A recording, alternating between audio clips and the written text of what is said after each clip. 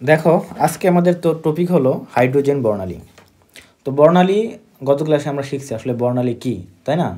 তো আমরা জানি বর্ণালী হলো বর্ণের সমাহার, তাই না? আমরা দেখছি ওখানে যে কোনো একটা মনে করো পরমাণুতে যদি আমরা কি করি, ওখান থেকে বাইরে থেকে যদি আমরা এখন শক্তি প্রয়োগ করি, বৈদ্যুতিক ডিসচার্জ প্রয়োগ করি বা তাপ দেই, তাহলে কি হবে? নিম্নতর কক্ষপথে ইলেকট্রনগুলো উচ্চতর কক্ষপথে যায়, আবার শক্তির উৎস সরে নিলে কি হবে? উচ্চতর কক্ষপথে ইলেকট্রন নিম্নতর কক্ষপথে যাবে। তো যখন শক্তি নেওয়ার সময় এক ধরনের আমাদের কি হবে? বর্ণালী তৈরি হয়, সেটা হলো শোষণ বর্ণালী। আর একটা যখন উচ্চতরে গেল শক্তি আবার উৎস ছেড়ে দিলাম, তখন যে শক্তিটা নিয়েছিল সেটা আবার ছেড়ে দিবে, তখন ওই ছেড়ে দিবে এক ধরনের বর্ণালী তৈরি হবে, তাকে বলি আমরা বিকিরণ বর্ণালী। তো এটা তো বর্ণালী, তাই না? তো আজকে আমরা হাইড্রোজেন ক্ষেত্রে সেটা দেখবো আর কি। কার ক্ষেত্রে দেখবো? হাইড্রোজেন। তো অন্যান্য পরমাণুর ক্ষেত্রে পরমাণুর মতো হাইড্রোজেনের ক্ষেত্রে হবে, তাই না? আমরা জানি প্রতিটা হাইড্রোজেন পরমাণুর শেষ কক্ষপথে কয়টা ইলেকট্রন থাকে? একটা। তো আমরা যদি হাইড্রোজেন গ্যাস নিই, এখানে হাইড্রোজেন গ্যাসে যদি আমরা বৈদ্যুতিক ডিসচার্জ বা নিম্নচাপে বিদ্যুৎকরণ করলে বা মনে কর শক্তি দিলাম, তাহলে কি ঘটবে? তো এরকম আমরা যদি হাইড্রোজেন গ্যাস নিই, গ্যাসের মধ্যে অসংখ্য হাইড্রোজেন অণু থাকবে এবং প্রতিটা অণু ভেঙে কি তৈরি হবে? প্রথমে হাইড্রোজেন তৈরি হবে, ওকে? এবং তাহলে এরকম অসংখ্য হাইড্রোজেন আছে। তো অসংখ্য হাইড্রোজেনকে যখন আমরা তাপ প্রয়োগ করব বা বৈদ্যুতিক ডিসচার্জ প্রয়োগ করব, ঠিক আছে, বা বিদ্যুৎকরণ ঘটাবো নিম্নচাপে, তখন কি করবে? প্রত্যেকটা হাইড্রোজেনের প্রথম কক্ষপথে ইলেকট্রন কোথায় থাকবে বলো তো? হাইড্রোজেনের জানি একটা ইলেকট্রন, সো সে কই থাকবে? এটা যদি নিউক্লিয়াস হয় প্রথম কক্ষপথেই থাকবে, আর বাকি সব যত কক্ষপথ আমরা কল্পনা করবো সবই কি ফাঁকা না? ওকে, তাহলে কি করবে? যে হাইড্রোজেনের ইলেকট্রনগুলো এইটা নির্দিষ্ট কক্ষপথ থেকে উচ্চতর কক্ষপথে চলে যাবে না? সেটা হতে পারে এক থেকে 2, 3, 4, 5, 6 এরকম অসীম পর্যন্ত যেতে পারে, ঠিক আছে? বিভিন্ন কক্ষপথে সে যাবে, এটা কি? এটা বুঝবে না। তাহলে এরকম গেল, তারপরে যদি আমি এই যে শক্তিটা প্রয়োগ করছিলাম বা বৈদ্যুতিক ডিসচার্জ দিয়েছিলাম তাকে, ওটা যদি তুলে নিই, তাহলে এখানে আমরা মনে করো শক্তি দিয়েছিলাম, তাকে কী দিয়েছিলাম? শক্তি দিয়েছিলাম। তো শক্তিটা তুলে নিলাম, শক্তিটা এখন কী করলাম? তুলে নিলাম। তাহলে শক্তি যখন তুলে নিব তখন কী হবে? এই যে মনে করো একটা ইলেকট্রন উচ্চতার কক্ষতে গেছিলো, এখানে আবার নিম্নতর আসবে না? তখন কি হবে? বর্ণালী তৈরি হবে না? ওকে, তাহলে এটাই হলো হাইড্রোজেনের বর্ণালী। ওকে, এখন হ্যাঁ বর্ণালী। এখন কথা হলো হাইড্রোজেন যখন আমরা অসংখ্য পরমাণু নিব, এক একটা পরমাণুতে এক এক রকমের সৃষ্টি হবে না? কন্ডিশন তৈরি হবে, অর্থাৎ ইলেকট্রনটা অলওয়েজ নিম্নতর কক্ষপথে আসতে পারে না। মানে মেন বিষয়টাকে এখানে বলি যে ইলেকট্রনটা যে পরিমাণ শক্তি নিয়েছিল পাইছে, পরে যখন শক্তির উৎস আমরা তুলে নিব, তখন না সবগুলাই শক্তি সে ছেড়ে দেয় না। কি করে না? সবগুলো শক্তি ছেড়ে দেয় না, অলওয়েজ ছেড়ে দেয় না। অর্থাৎ মনে করো সে এখানে ছিল, এখানে ওঠার জন্য সে নিচে মনে করো 1000 জুল শক্তি। কত নিচে? এখানে। তাহলে এখান থেকে এখানে আসতে কত লাগবে? 1000 ছেড়ে দিতে হবে না? বাট অত ছেড়ে দেয় না বা দিতে পারে না, মনে করো অলওয়েজ দেয় না। 800 জুল ছেড়ে দিল, তার মানে কি সে কি 1 নম্বর স্তরে আসতে পারবো? মনে করো তৃতীয় থেকে কোথায় আসলো? দ্বিতীয়তে এসে বসে থাকলো। বুঝতে পারছো? এরকম ঘটে। তো এরকম বিভিন্ন স্তর আসতে পারে, প্রথম স্তর আসতে পারে, দ্বিতীয় স্তর আসতে পারে, তৃতীয় স্তর আসতে পারে, চতুর্থ আসতে পারে, পঞ্চম আসতে পারে। তো এরকম বিভিন্ন পরমাণুতে মনে করো আমরা যদি দেখি যে একটা পরমাণু গুছো যখন নেই, অনেকগুলো পরমাণু যখন নেই গ্যাস, হাইড্রোজেনের গ্যাস, সেখানে যদি কাজটা করি অনেক বর্ণালী তৈরি হবে না? তো এই বর্ণালী অনেক সিরিজ তৈরি হয়। কী হবে? যে অনেকগুলো পরমাণুতে হলো কি সবগুলাতে মনে করো ইলেকট্রনগুলো প্রথম শক্তি স্তরে আসলো, আবার অনেকগুলো পরমাণুতে আসলে কি দ্বিতীয় শক্তি স্তরে আসলো, ইলেকট্রনগুলো চলে আসলো। কিছু পরমাণুতে কি আসলো? তৃতীয় শক্তি স্তরে আসলো, ঠিক আছে? হ্যাঁ, তাহলে এরকম হতে পারে, প্রথমে আসতে পারে। তো এক এক পরমাণুর ক্ষেত্রে কি হতে পারে? এক এক রকম কন্ডিশন হতে পারে না? তো মনে করো যাদের ক্ষেত্রে সবার মানে যে সকল পরমাণু সকলের ক্ষেত্রে 1 নম্বর শক্তি স্তর আসলো, তাদের ক্ষেত্রে একটা নির্দিষ্ট বর্ণালী তৈরি হবে। যাদের ক্ষেত্রে 2 নম্বর কক্ষপথে আসলো, তাদের জন্য একটা নির্দিষ্ট বর্ণালী তৈরি হবে। তো এই প্রতি বর্ণালীগুলোকে আমরা বিভিন্ন নামই চিনি থাকি। আমি আগে তাহলে এটা পড়াই দিই, পরে রিডিংটা দিই। হ্যাঁ, একটা বিষয়টা বুঝাই দিই চিত্র দিয়ে। তো আসলে এরকম হয়। সহজ কথা বলি যদি, তাহলে দেখো এই যে ইলেকট্রন তো আগে চলে গেছিলো না? আচ্ছা, এটা কঠিন হয়ে যায়, আমি সহজ করতে। তো মনে করো যে এটা বেস লাইন। হাইড্রোজেনের ক্ষেত্রে মনে করো আমাদের এটা হলো বেস লাইন। কোনটা বেস লাইন? প্রথম শক্তি স্তর, n = 1। বুঝছো? তো যদি এটা না বোঝো, এটা দেখো, এটাকে দেখি, তাহলে এটা হাইড্রোজেন, বুঝছো? এটা নিউক্লিয়াস। তো নিউক্লিয়াসে দেখো আমাদের এই যে এটা হলো কি আমাদের প্রথম শক্তি স্তর ছিল না? ওকে, তো এরকম মনে করো আমরা কিন্তু একটা নির্দিষ্ট একটা পরমাণুর একটা কক্ষপথ দেখাচ্ছি, বাট এখান থেকে ইলেকট্রন কত দেখাচ্ছি? অনেক না? আসলে কি হাইড্রোজেনে কি এত ইলেকট্রন থাকে? তার মানে এটা আমাদের কাল্পনিক একটা চিত্র। কি চিত্র? তো এরকম সব পরমাণুতে ঘটবে এরকম বিষয়টা বুঝাচ্ছি আর কি।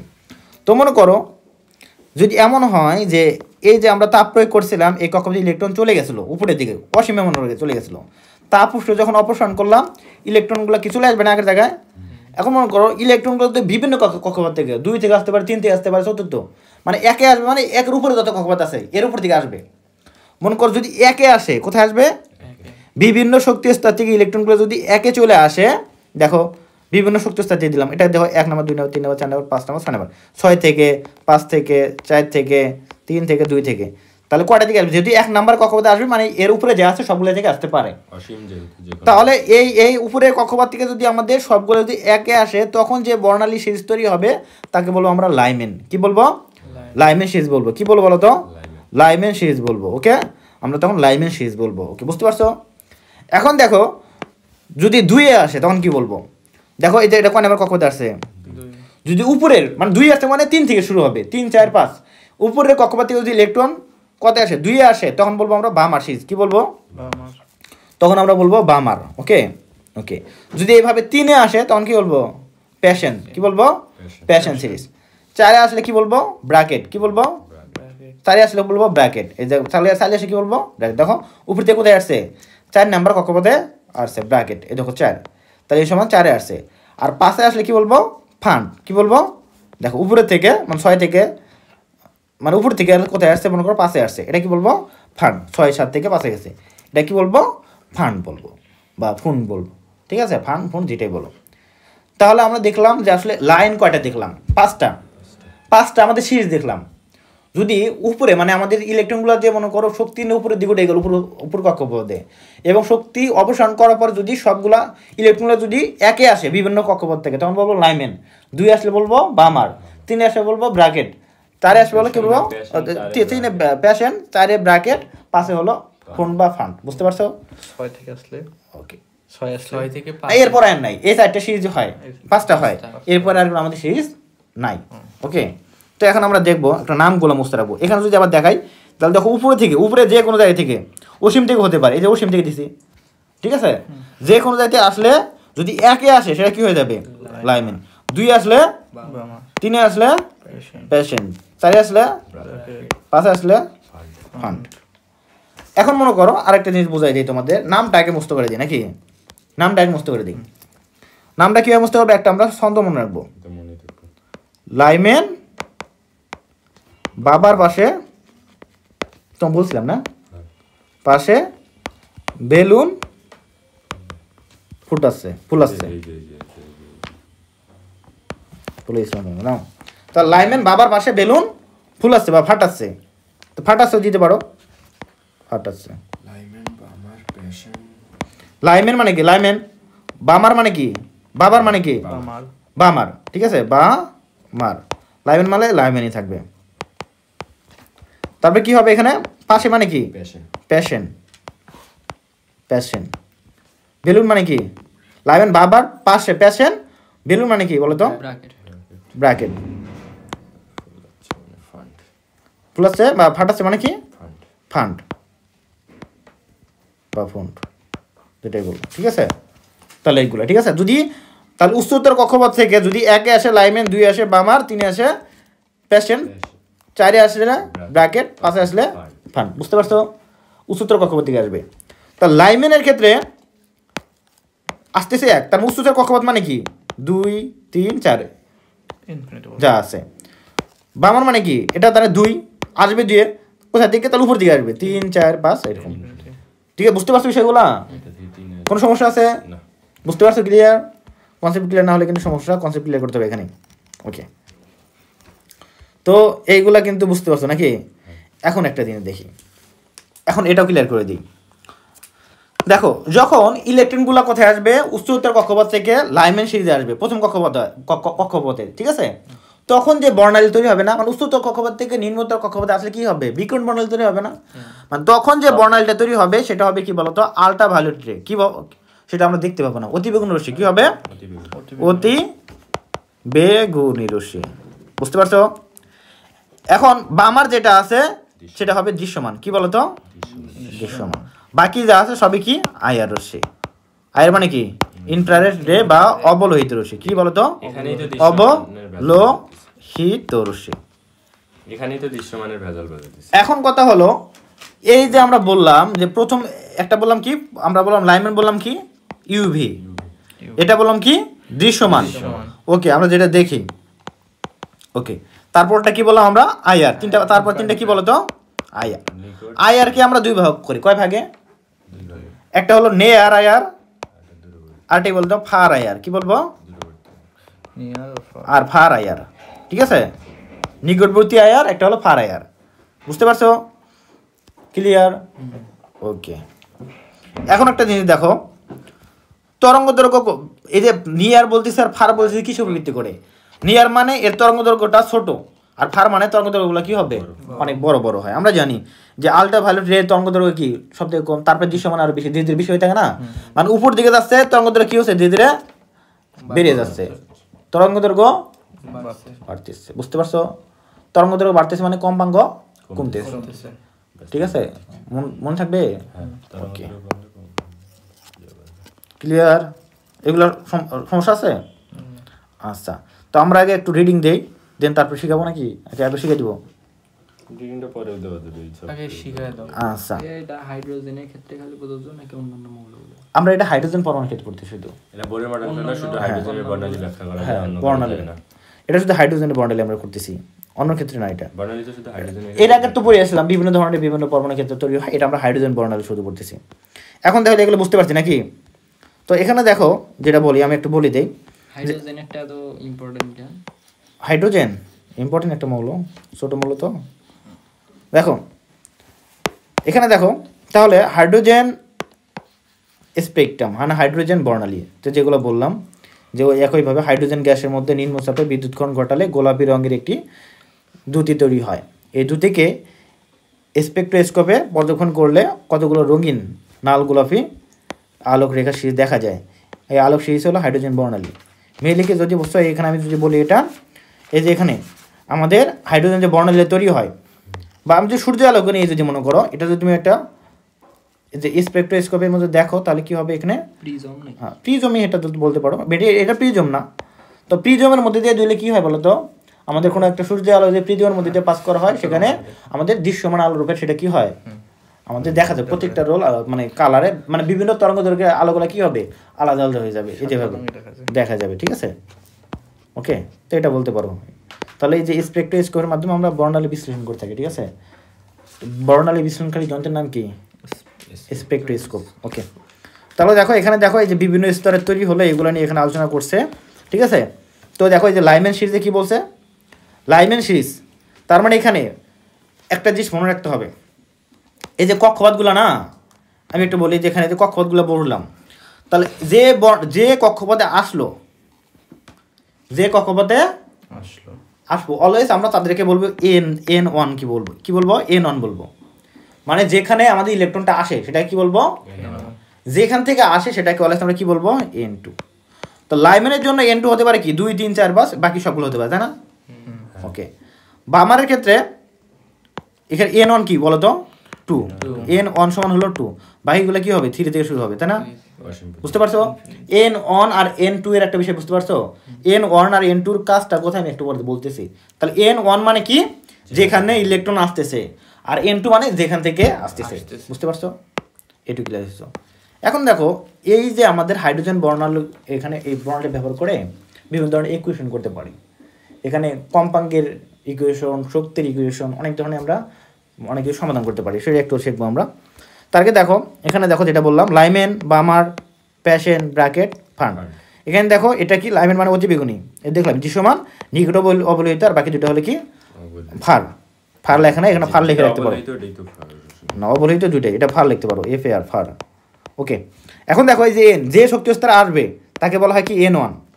লাইম্যানের জন্য 1, বামারের জন্য 2, প্যাশেনের জন্য 3, এটা 4, 5। বুঝতে পারছো? তাহলে এটা যখন A1 তার উপরে গোলা, 2 মানে তার উপরে গোলা, 3 তার উপরে গোলা, N2। ঠিক আছে, ওকে, বুঝতে পারছো? আর এই যে লাইম্যান সিরিজের মনে করো তরঙ্গ দৈর্ঘ্যগুলো জানি আমরা, এলিমেন্টগুলো হবে। ঠিক আছে, দৃশ্যমান কতগুলা আমরা এটা লাগবে, ফাও মানে ফাও, এই দেখো না এখানে দিয়েছে 400 থেকে 600। আর এটা বাদ দাও, তুমি দৃশ্যমানটা মনে রাখবা, তোমার যেটা আগের সিরিয়াল আছে না, আগেরটা মনে রাখবো। মনে করো এটা অবলোহিত কি হতে পারে বলো তো, 10 থেকে 300 80, এই রেঞ্জটা মনে রাখবা শুধু এখানে। বাবার মানে কি দৃশ্যমান মানে এই রেঞ্জের মাঝেই থাকবে, এখন কত হয় হোক দেখার বিষয় নেই, এর মধ্যে হলেই শেষ। দৃশ্যমান কত 380 থেকে 780 ওকে। তারপরে হলো কি এটা হলো আইআর, তার মানে 780 থেকে 10⁶, এর মধ্যেই থাকবে, শেষ। তাহলে কোনো ঝামেলা আছে? তো আমরা শুধু এটা মনে রাখবো, আর আমাদের কোনো সমস্যা আছে নাই। তো এখন এটা ব্যবহার করে বিভিন্ন ধরনের আমরা ইকুয়েশন করে থাকবো। তো একটু যাই আমরা নিচের দিকে, এখানে আর কিছু নাই। ওকে, তাহলে এখন বললাম এগুলো। এখন দেখো এখানে একটা ইকুয়েশন পাই আমরা। দেখো কি বলছে এখানে, যে হাইড্রোজেন বর্ণালী বিশ্লেষণ করে বিজ্ঞানী রিডবার্গ, কে বলো তো? বিজ্ঞানী রিডবার্গ সাধারণভাবে পর মধ্যে যে দুটি শক্তি স্তরের মধ্যে ইলেকট্রন স্থানান্তর ঘটে, মানে উপর থেকে নিচে আসলো না, স্থানান্তরের ফলে যে বর্ণালী সৃষ্টি হয়, সেই শক্তি স্তর দ্বয়ের শ্রেষ্ঠ বর্ণালীর তরঙ্গ দৈর্ঘ্যকে কি বলা হবে? নিউবার। কি বলা হবে? নিউবার। সম্পর্কিত করে একটি সমীকরণ প্রতিষ্ঠা করেন। বুঝতে পারছো? অর্থাৎ আমরা যে এখানে দেখলাম যে হাইড্রোজেন বর্ণালী, অর্থাৎ মনে করো এটা একটা মনে করো যদি আমরা এটাই দেখি, এই যে আমাদের এখানে কি হলো, আমাদের আসলো না, মনে করো একটা কক্ষপথ ধরলাম আমরা, তো উচ্চতর কক্ষপথ থেকে নিম্নতর কক্ষপথে আসলো, দুইটা কক্ষপথের মধ্যে যখন সম্পর্ক দেখবো, তখন এখানে যে একটা শক্তির যে একটা স্থানান্তর ঘটলো, এখান থেকে আসবে শক্তি স্থানান্তর করে একটা বর্ণালীর সৃষ্টি হলো, সেখানে এই বর্ণালীর ক্ষেত্রে তার তরঙ্গ দৈর্ঘ্য কী হবে, তরঙ্গ সংখ্যা কী হবে, কম্পাঙ্ক কী হবে, এগুলো আমরা বের করতে পারি। তো এই সব কিছুর উপর ভিত্তি করে বিজ্ঞানী রিডবার্গ একটা সমীকরণ দেন, তবে সমীকরণটা কার? তরঙ্গ সংখ্যা। কী দেয়? এই নিউবার্গের তরঙ্গ সংখ্যা। আর তরঙ্গ সংখ্যা দিয়ে আমরা কী বের করতে পারি? বাকি সবই বের করতে পারি যদি তরঙ্গ সংখ্যা আমরা জানি। তার আমরা জানি কি ল্যামডা সমান কি 1 / তরঙ্গ সংখ্যা, ঠিক আছে, বা তরঙ্গ সংখ্যা সমান কি 1 / ল্যামডা। তো এইভাবে বের করতে পারি। আর ল্যামডার সাথে আবার কী সম্পর্ক আছে? কম্পাঙ্কের তর্ক আছে। এইভাবে আমরা সবই বের করতে পারি। ওকে, তাহলে সমীকরণটা কি বলতো? এখানে দেখো নিউবার সমান RH মানে কি? রিডবার্গ ধ্রুবক। RH মানে কি? রিডবার্গ ধ্রুবক। এই যে এখানে দেখো রিডবার্গ ধ্রুবক দেওয়া আছে, এখানে সিজি আছে, একক দেওয়া সেন্টিমিটার এককে দেওয়া আছে, আর এটা কি দেওয়া আছে? মিটার এককে দেওয়া আছে। 1.079 গুণন 10⁵ সেন্টিমিটার ইনভার্স, এটা হলো কি 7 হয়ে যাবে। তাহলে মিটারটা তোমরা যেটা এসে সেটা করতে পারবা, অ্যাকচুয়াল মিটারটাই করবা অলওয়েজ, এসে এই করতে। দেখুন সমীকরণটা কি হলো, একটা সমীকরণ দিয়ে খেয়াল করো, এটা বুঝতে হবে। সমীকরণ আমরা কি দেখলাম এখানে সমীকরণে যেটা দেখলাম, এখানে আর এসটা কি বলতো? রিডবার্গ ধ্রুবকের মানটা, জেডটা কি পারমাণবিক সংখ্যা, জেডটা কি বলতো? হাইড্রোজেনের ক্ষেত্রে অলওয়েজ 1ই থাকবে, তাহলে এটা কোনো ভ্যালুয়েবল না। অন্য পরমাণু যদি বসালে তখন কি হয়ে যাবে? তখন কিন্তু আমাদের একটু ওইটা বসাইতে হবে। মেনলি অলওয়েজ হাইড্রোজেন যে আমরা করি এখানে। আর N1 মানে কি একটু কি বললাম বলো তো? যে কক্ষপথে আসবে তার নাম্বার। আর N2 মানে কি? যেখান থেকে আসবে তার নাম্বার। বুঝতে পারছো? তার বর্গ।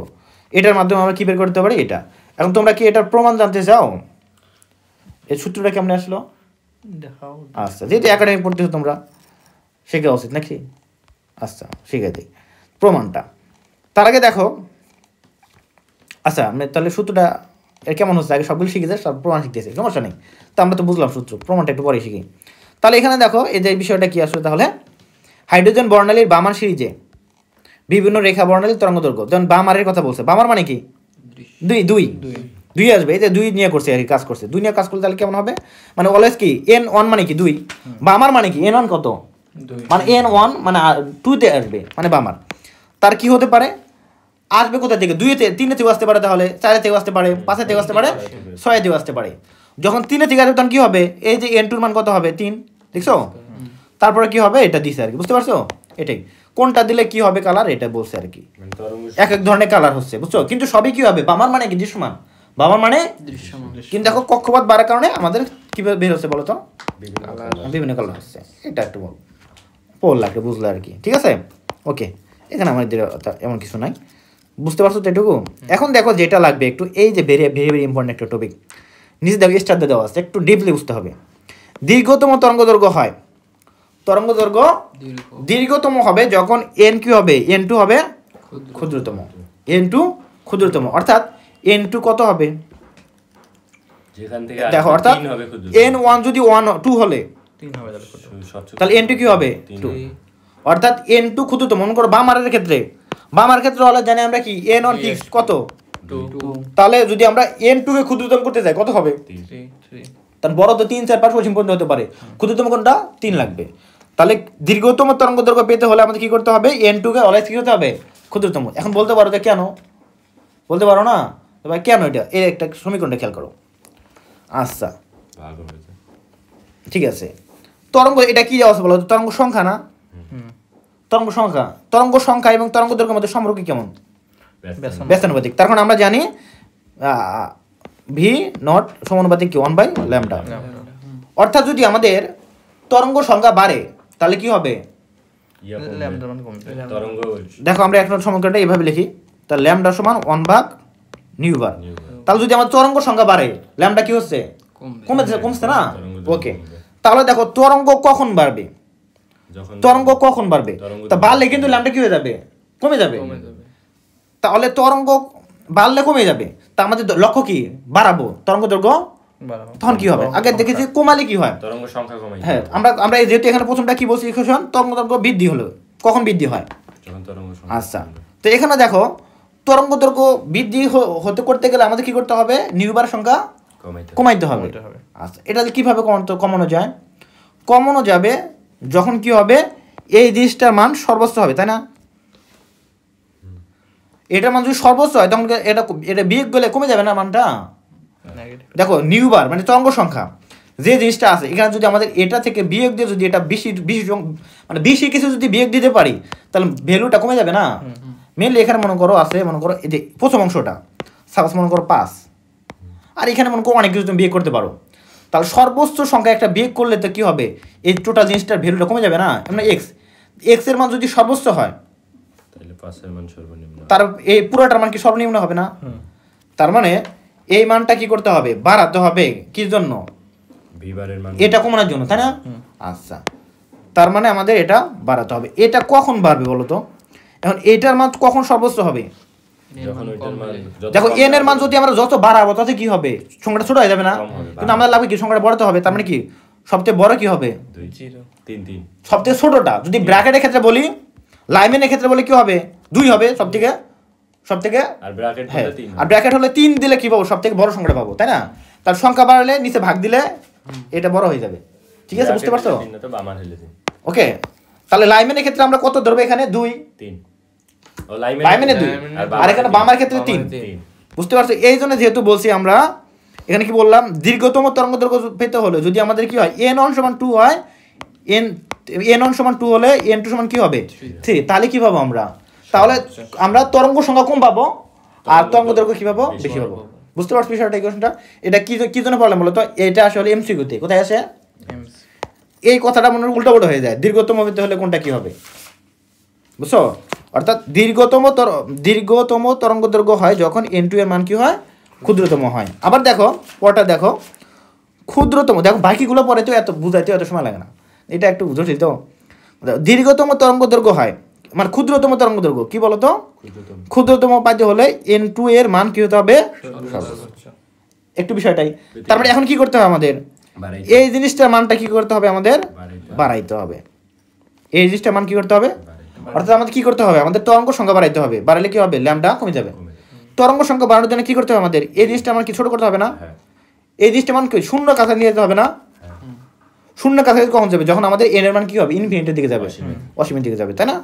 ওকে, এই জন্য বলি তখন কি হবে? আমাদের এই পুরোটার সমান 0 হতে হবে। কি হতে হবে? 1 এটা সমান 0 হলে কি হবে? তখন তো আমাদের কিছু বিয়ে করতে হচ্ছে না, তাহলে অনেক বড় জিনিস থাকতেছে না, এটা বিয়ে করতে হচ্ছে না, এটা ভ্যালুলেস হয়ে যাচ্ছে, ভ্যালুলেস হয়ে যাচ্ছে। বুঝতে পারছো?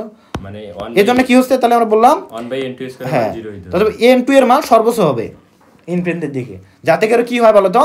আমরা 1 কে যদি অনেক বড় সংখ্যা দ্বারা ভাগ দেই তাহলে আমরা 0 বলতে পারেন, নিয়ারলি 0 না। 1 কে যদি অনেক বড় সংখ্যা দ্বারা ভাগ দেই নিয়ারলি 0 হয় না। এই জন্য বলি মানে সব থেকে n এর মান সর্বোচ্চ হবে। তাহলে এখন প্রশ্ন আসতে পারে, n2 এর মান সর্বোচ্চ হলে তরঙ্গ দৈর্ঘ্যের মান কেমন হবে? n2 এর মান তাহলে তরঙ্গ দৈর্ঘ্য সবথেকে ক্ষুদ্রতম হবে। বুঝতে পারো? এখন যদি বলি এরকম ভাবে প্রশ্ন আসতে পারে, ঠিক আছে? ওকে, n1 এর মান সর্বোচ্চ হইলে আবার যদি বলি n2 এর মান ক্ষুদ্রতম হলে তাহলে তরঙ্গ দৈর্ঘ্য কেমন হবে? বেশি হবে, বড় হবে। কম্পাঙ্ক কেমন হবে? সর্বোচ্চ হবে সর্বোচ্চ না, এটা না, তরঙ্গ দৈর্ঘ্য মানে সর্বনিম্ন হবে ওই ক্ষেত্রে। তাহলে এইভাবে কিন্তু রিলেশনগুলা একটু থিঙ্কিং করতে হবে, ভাবলেই বুঝতে পারবা। ঠিক আছে, এটা কঠিন জিনিস ছিল, একটু ভাবলে বুঝবা। বুঝছো তো নাকি? ওকে, এখানে আর কিছু নাই। এখন আমরা শিখবো ইকুয়েশনটা কেমন আসলো।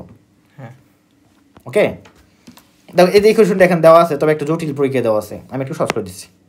পারমাণবিক বর্ণালীতে তরঙ্গ সংখ্যার জন্য এই রিডবার্গের সমীকরণটা, আগে এটা দেওয়ার দরকার ছিল না, না দিয়ে আগে ওইগুলো দিয়েছে বইয়ের মধ্যে, দেখো আমরা ওইভাবে বললাম, সমস্যা নাই। তো এটা কিভাবে পাই, একটা দেখো আমরা মেইন বিষয়টা আমরা দেখি, একটু খেয়াল করি। এই প্রমাণটা কি আসতে পারে পরীক্ষায়? প্রমাণ ওইভাবে চায় না, এখন যদি কঠিন করে দেয় তাহলে আসতে পারে, কঠিন করলে আসতে পারে, না হলে আসবে না। এসএসসি আমাদের ফিজিক্সের সবগুলোরই প্রমাণ পাই, সব সূত্রে দেখো পড়ো, সমস্যা নাই, শিখে নাও। তো বিষয়টা হলো কি, এই যে আমরা বর্ণালী আসলে কি, বর্ণালী তৈরি হয় কেমনে, একটা ইলেকট্রন যখন উচ্চতর কক্ষপথে যায় নিচ থেকে, আবার যখন নিচে চলে আসে তখন বর্ণালী তৈরি হয়। আসলে বর্ণালীটা কি বলো তো, শক্তি না, ওই যে শক্তির স্থানান্তর ঘটলো, শক্তি নিল, যে শক্তিটা বিকিরণ করলো, ওটাই তো বর্ণালী। ওকে, তাহলে একটা ইলেকট্রন যখন আমাদের নিম্নতর কক্ষপথে ছিল, উচ্চতর কক্ষপথে একটা, ওকে ওকে, এটাকে আমরা প্রথম কক্ষপথে এটা কি ধরলাম, এই কক্ষপথে ইলেকট্রনের শক্তি ছিল ইয়ন, কি ছিল, এই কক্ষপথে যখন আসলে ইলেকট্রনটা লাফ দিয়ে, তখন এটা কি হয়ে যাবে, শক্তি E2। তাহলে এটা যখন আবার ব্যাক করবে তখন তাহলে শক্তি কি করতে হবে, বিকিরণ করতে হবে না। আসলে এখানে যেটা হয়, শক্তি আসলে সেম পরিমাণে কি করে না, বাদ দেন, ওই জন্য একটা আমাদের কি হয় না, দুইটার মানে তাহলে E2 বিয়োগ অন করলে কি হতো, 0 হতো না, হতো কি না, 0 হতো না। কিন্তু আসলে একটু আগে যে বললাম, যে পরিমাণে নেয় সে পরিমাণে দেয় না, কিন্তু ওই কক্ষপথে আসে বাট কিন্তু দেয় না, মানে একটা রেঞ্জ আছে, যে নির্দিষ্ট একটা কক্ষপথ থাকার জন্য একটা রেঞ্জের মধ্যে থাকতে হয়। তো ওই রেঞ্জের মধ্যে একটু হয়তো বা এর মনে করো, এই রেঞ্জে থাকার জন্য মনে করো শক্তি দরকার মনে করো 100 থেকে 500। তো দেখা যাক আগে ছিল 100, নিউ উপরে উঠছিল, মানে এই কক্ষপথের রেঞ্জ হলো 100 থেকে 500, অর্থাৎ 100 থেকে 500 থাকলে প্রথম কক্ষপথ থাকবে। তো কি করছে, এখান থেকে উপরে যাওয়ার জন্য সে শক্তি নিয়ে কি করছে, তার 1000 করে ফেলছে, 1000 মনে দ্বিতীয় শক্তি স্তরের, তাই না। কিন্তু যখন তাহলে 1000 করতে মনে করো তার ছিল কত, 200 ছিল এই কক্ষপথে, তাহলে সে আরো 800 নিয়ে এখানে উঠছে। এখন পরে কি করছে, ছেড়ে দেওয়ার সময় কি 800 ছেড়ে দরকার না, দেয় নাই, দিছে কত, 400 ছেড়ে দিল, 400 না, 1000 যেহেতু 500 থাকতো মনে করো, তাহলে 800 নিচে দিছে, হলো তো 600 ছেড়ে দিছে, 600 ছেড়ে দিলে কত হয়, তার 200 থাকে, আরো থাকে 400 থাকে, কিন্তু না 200 ছিল তার, মানে তার 200 ছিল, সে আরো কি করছে 800 নিয়ে সে উচ্চতার কক্ষপথে উঠছে, 2 নম্বর কক্ষপথে। এখন যদি উপর থেকে মানে তাহলে 1000 হলো না, এখন উপর থেকে আবার কত আসবে, 1 আসতেছে, তো কি করতেছে, নিচে হলো 800, ছাড়ছে কত বলো তো, 600। আমি বলতে তাহলে এখন তার কত থাকবে বলো তো, 1000 থেকে 600 বাদ দিলে কত থাকবে, 400 রেঞ্জ কত, ক নাম্বার বলো তো, 1 নাম্বারই, তাই না। তাহলে ওই কক্ষপথে কিন্তু আসলো, কিন্তু শক্তির একটু পার্থক্য হয়ে গেল। আমি বলতেছি এই জন্য বলি আমরা n1 মানে n2 বলি, ঠিক আছে। যে 200 ছিল, এর নিচে যাওয়ার তো কোনো চান্স নেই। হ্যাঁ মানে ওটা এখন ওসব লাগবে না, এটা ক্রিটিক্যাল একটা বিষয়, অটোপিকটার সাথে কোনো সম্পর্ক নাই। আচ্ছা বাদ দিচ্ছি, ওটা বাদ দিয়ে দিচ্ছি। তো মনে করো যে আসলে এখানে যে অঙ্কটা করতে লাগবে সেটা দেখো, ওসব বাদ দাও, ওটা আমি বুঝলাম যে আসলে কি ঘটে আর মেনলি।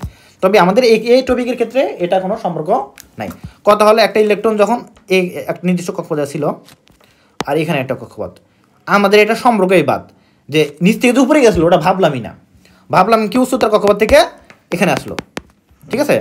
এখানে কি শক্তি বেশি অবশ্যই ছিল, তো এটা E2, এটা কি নিচের কক্ষপথের শক্তি কি ইয়ন, অবশ্যই কি বলতো, E2 অলওয়েজ কি বলতো, বড় ইয়ন থেকে, তাই না। আচ্ছা যখন এখানে আসবে শক্তি কি করবে, ছেড়ে দিবে না, তো ওই ছেড়ে দেওয়ার শক্তিটা আমরা কি দিয়ে প্রকাশ করি, ডেল ই। তাহলে ডেল ই সমান আমরা কি লিখবো, E2 মাইনাস ইয়ন। ওকে, এখন দেখো এই বর্ণালী শক্তি এর সাথে একটা সম্পর্ক কি আছে বলতো, ডেল ই সমান আমরা জানি কি বলতো, এইচ নিউ, কি জানি, এইচ নিউ। নিউ মানে কি এটা বলতো,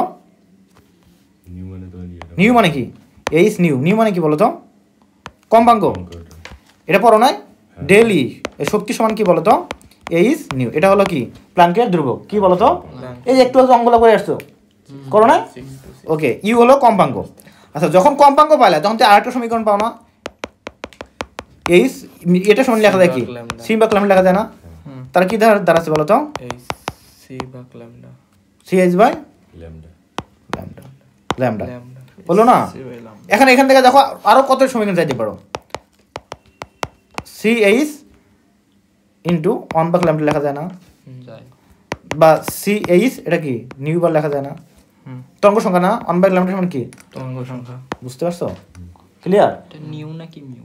নিউ। মিউ মিউ তো এই যে এরকম, বুঝছো? মিউ হলো এরকম, আর এটা হলো কি নিউ। তাহলে বুঝতে পারছো? তো এই যে যে নিউ বার বের করলাম, তাহলে এটা কিন্তু কার সাথে রিলেটেড? এই শক্তির সাথে না? তো এই শক্তির বিয়োগ করার মাধ্যমে বিজ্ঞান রিডবার্গ একটা কি করে বের করে। সেক্ষেত্রে এগুলো নাই, শুধু ভাই নিউ বারটা বের করে। এটা কীভাবে বের করবো? আমরা এখন আরেকটা জিনিস জানি, এই যে বললাম ডেলি না, অর্থাৎ নির্দিষ্ট কক্ষপথে ডেলিটা কি পেলাম বলো? E1 মাইনাস E2 না? এখন E1টা মানে কি? একটু E1 বা E2 অর্থাৎ নির্দিষ্ট কক্ষপথের শক্তি। একটা ইলেকট্রনের নির্দিষ্ট কক্ষপথের শক্তির ইকুয়েশনটা কি? এটা প্রথম দিকে ছিল, তোমাদের পড়া হয়নি, তবে আমি বলে দিচ্ছি, এখানে দেখা যাচ্ছে এখানে। তো নির্দিষ্ট কক্ষপথে কোনো একটি ইলেকট্রনের শক্তি হলো কি? E সমান 2h by 2π square z² e⁴m divided n square বা n স্কোয়ার s স্কোয়ার। সামনে কি হবে? অলওয়েজ আমি বলছিলাম শক্তি অলওয়েজ কি নেগেটিভ। শক্তি অলওয়েজ কক্ষপথে ইলেকট্রনের শক্তি অলওয়েজ কি হয়? নেগেটিভ হয়। ঠিক আছে, ওকে। তাহলে এটা কিন্তু আমাদের শক্তি, অর্থাৎ কক্ষপথে ইলেকট্রন শক্তি। এখানে এই যে জেডটা কি? পারমাণবিক সংখ্যা, ইটা হলো ইলেকট্রনের চার্জ, ঠিক আছে। আর এটা কি বলতো? এনটা হলো কক্ষপথ নাম্বার, কত নাম্বার কক্ষপথে আছে, ঠিক আছে। তাহলে এটা বুঝতে পারতেছে, এখানে দেওয়া আছে, বলো এই যে এখানে দেওয়া আছে কোনটা সমান কি, সবই দেওয়া আছে, বুঝছো? এটা হাজারি সারি বই আছে, এই সূত্র হ্যাঁ, এটা নাই। কোয়ান্টাম সংখ্যা এ সমান কি, এগুলো সবই দেওয়া আছে। তাহলে বুঝতে পারছো? এখন দেখো ইলেকট্রনের ভর, এমতে হলো ইলেকট্রনের ভর, সবই দেওয়া আছে। এখন দেখো আমরা আসলে কি পাইলাম? ওই যে ডেলি বের করবো না, বর্ণালী মানে কি? ডেলি আছে না, উচ্চতর কক্ষপথে নিম্নতর কক্ষপথে আসলো, তার মানে মনে করলাম আমরা E1 সমান, তো দুটো কক্ষপথ আছে, E1 যেখানে আসলো সেটা কি হবে? এই ঘন্টাটা একই থাকবে, শুধু n স্কোয়ারটা কি হবে? n1 square. আর দেখো 2 এর ক্ষেত্রে কি হবে? n2 square. এখন দেখো এই যে আমি কি করছিলাম, দুটো বের করতে হবে না, ডেল কি পরিমাণ শক্তি বিকিরণ ঘটলো বের করতে হবে না। তার মানে কি হবে? E2 মাইনাস E1 সমান কি লিখতে পারি? আচ্ছা আমি কিছুই বলবো না, এটা বলবো না। তাহলে কি হলো বলতে? এটা বাদ দাও, এটুকু বাদ। তাহলে E2 বাই মানে এটা কি ডেলি না? ডেলি সমান কি লেখা যায়? মানে আমরা দুটো বিয়োগ লেখা যায় কিনা দেখো। তাহলে আমরা লিখতে পারি, এই যে এটা। আচ্ছা আমি এখানে লিখে দেই তোমাদের, তাহলে বিষয়টা সহজে বুঝতে পারবা। তাহলে এটা মাইনাস কত বলো তো? মাইনাস আছে, এটা যেহেতু মাইনাস করবো না, বিয়োগ করবো না, তো মাইনাসের সাথে কত হবে? তাহলে 2π square 2π square z square e⁴m থাকে না কেন? তাহলে minus 2π square z² e⁴m divided কি বলতো? n1 square s square. বুঝতে পারছো? এখন কি হবে? এই মাইনাস প্লাস কি, মাইনাস মাইনাস কি হবে? প্লাস হবে না? বুঝতে পারছো এটুকু? ওকে, তাহলে এটা প্লাস দিলাম। ওকে ওকে। এখন দেখো দুইটার মধ্যে সব রাশি এক না, কি হলো বলো তো? শুধুমাত্র n টা বাদ না, আলাদা না, তাহলে কমন যায় কিনা? তো আমরা যেহেতু আমরা মাঝের মধ্যে নেগেটিভ নিচ্ছি, বলতো কি মানে পার্থক্য হিসাবে নেগেটিভ, তাহলে আমরা সামনে আমরা নেগেটিভ রাখবো না, নেগেটিভ মাঝে দিব। তাহলে উল্টা নিলাম, এটা সামনে নিলাম, এটা পিছনে নিলাম। বুঝতে পারছো? বুঝতে পারছো বিষয়টা? প্লাস আর কিছু ও মাইনাস আছে একটা। তাহলে এটা আমরা এই প্লাসটা সামনে নেই, এটা পিছনে নেই, তাহলে কি হবে? তার মানে দেখো তো আমরা এই একটা কমন নিতে পারি না, কি নিতে পারি বলো তো? 2π স্কোয়ার z² e⁴m, তারপরে কি নিচে কি আছে? h square. এটা কমন নিলে কি থাকে বলো তো? 1/n। আমরা এটা পরে নিলাম, এটা আগে নিলাম, তাহলে কি হবে? n1 স্কোয়ার মাইনাস কি হবে? 1/n2 square. ক্লিয়ার? কোনো সমস্যা আছে? ওকে। এটা সমান কি লিখলাম বলো তো? এটা সমান কি পেলাম বলো তো? ডেলি না? ডেলি সমান এটা না? ডেলি না? এখন ডেলি সমান একটা জিনিস লিখি আমরা, ই সমান কি লেখা যায় বলো তো? একটু আগে জানলাম না ই সমান কি লেখা যায়? H new. আবার নিউকে ভাঙালি পাওয়া যায়, ডাইরেক্ট আমি যদি বলি সিএইচ ভাগ ল্যামডা লেখা যায় কিনা? ওকে। এখন আরেকটা জিনিস লেখা যায় কিনা? এখানে এটা তোমাকে দেখলাম কি লেখা যায়? সিএইচ 1/λ। তারপরে 1/λ সমান কি লেখা যায় এই পাশে? তাহলে 1/λ সমান এখন লেখা যায় এই পাশে গিয়ে আমাদের সিএইচটা ওইখানে ভাগ যাবে না, তার মানে কি হয়ে যাবে?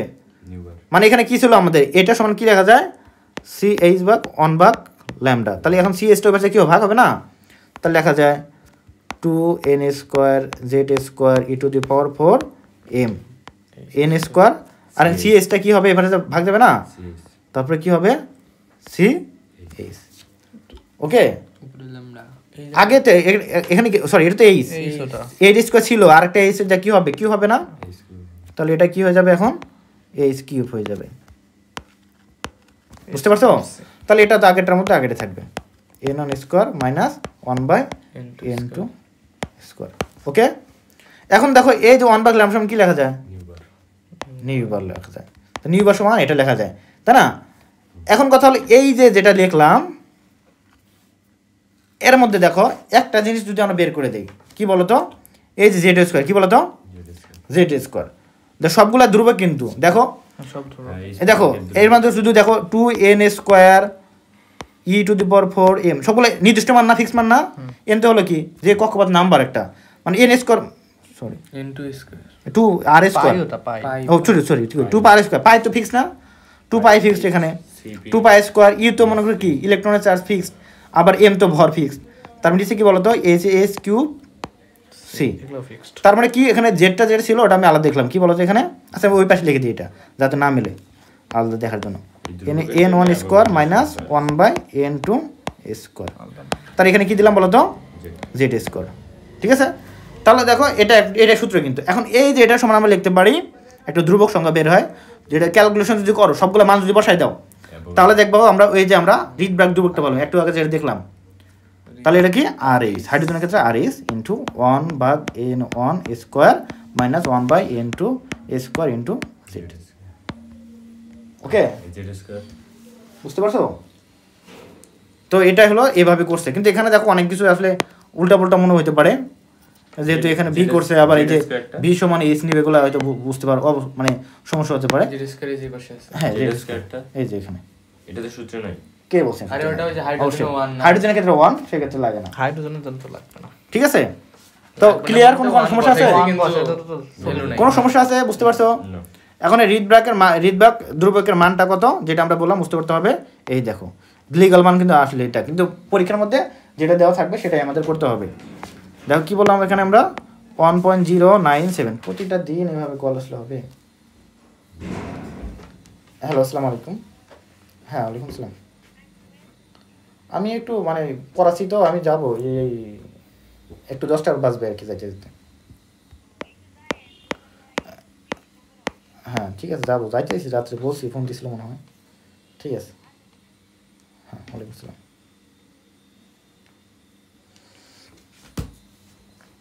ওকে, তাহলে বুঝতে পারছো এই যে এটা মানটা মুছতে রাখবা 1.1097 গুণন 793, এইটাই।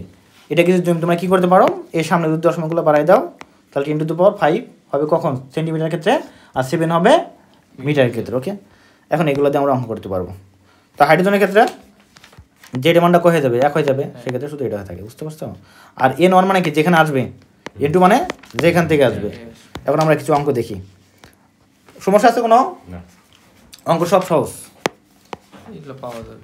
দেখো একটা অঙ্ক একটা অঙ্ক করে দিই, তারপরেও নাহলে বুঝতে পারতাম যে সহজ না কঠিন। দেখো 33 নম্বর উদাহরণটা কি বলছে বলো তো? হাইড্রোজেন পরমাণুতে একটি ইলেকট্রন তৃতীয় শক্তি স্তর থেকে, কোথায় বলো তো?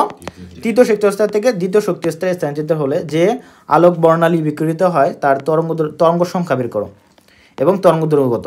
তরঙ্গ সংখ্যা পাইলে তরঙ্গ দৈর্ঘ্য পারবা না। তারপরে কি বলছে? বিকিরিত রশ্মির বর্ণ কি, বর্ণ কি দিয়ে বের করবো? ওই যে তরঙ্গ দৈর্ঘ্য দিয়ে বুঝতে পারবো আমরা কি তার রশ্মির বর্ণটা কি হবে। আমরা এমনি বলতে পারতেছি যে কি তৃতীয় থেকে দ্বিতীয় আসছে, দ্বিতীয় মানে কি বামার, আর দৃশ্য মানে অবশ্যই হবে, তার মানে তার বর্ণটা কি হবে সেটা আমাদের বের করতে হবে। তো এলএস কি হবে তাহলে? এই যে দেখো বিষয়টা, সূত্রটা হলো এটা। তারপরে n1 মানে কি এখানে হবে কি হবে 2, n1 মানে 2 আর n2 মানে হলো 3। মানটা বসাই দাও, দিয়ে অঙ্ক করে দাও ক্যালকুলেটারে চেপে, দেখো আমাদের একটা মান চলে আসলো, মিটার চলে আসলো, এখানে একটা মিটার চলে আসলো, এটা বের হলো। এখন কি করবো আমরা? তরঙ্গ সংখ্যা বের হলো, তাই না? তরঙ্গ সংখ্যা বের হলো, এখন কথা হলো তরঙ্গ দৈর্ঘ্য বের করতে হবে। ল্যামডা সমান কি 1/নিউ বার, অতএব যেটা করবা সেটা বের হয়ে যাবে। লাল হবে এটা। ওকে, তারপরে এখন দেখো তরঙ্গ দৈর্ঘ্য বের হলো কত? 665। অবশ্যই আমরা যেহেতু ন্যানোমিটার পড়ছি না সবগুলাই, অতএব মিটার যেটা বের হবে এটা কি করতে হবে? 10⁹ দ্বারা গুণ করে দিব, দিলে কি হবে? ন্যানোমিটার চলে আসবে। ন্যানোমিটার দেখে বুঝতে পারবো কী ধরনের রং, লাল রং। এইভাবে করা যাবে, ঠিক আছে? তো এরকম আর সব অঙ্ক করতে পারবা। ওকে,